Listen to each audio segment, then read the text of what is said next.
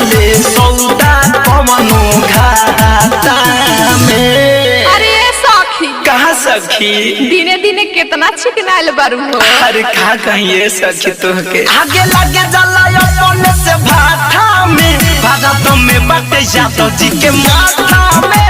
आगे लगे जला अपने से भाटा में भारत में बटे यादव जी के माथा में।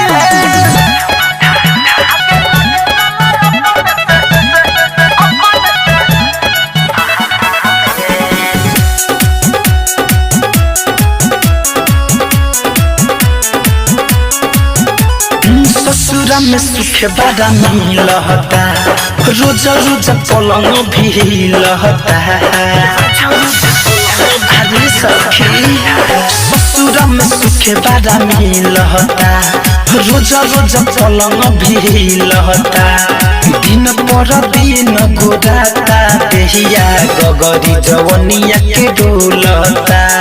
याद नहीं आवे मोरा यार के कमी नहीं होला कोनो प्यार के मिले अलग स्वाद पियला पे सखी खाता हमें। अरे पाउच वाला अरे ना हो सखी अरे रात भर अपने से मोथेल आगे लगे जला अपने से भाटा में भारत में बटे यादव जी के माथा में। आगे लगे जला अपने से भाटा में भारत में बटे यादव जी के माथा में।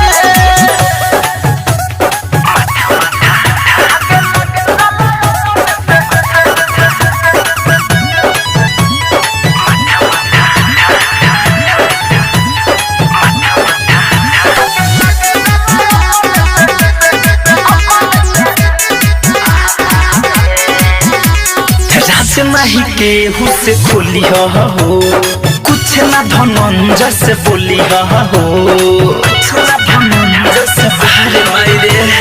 राज नहीं केहू से खोली हो कुछ ना धनंजय से बोली हो।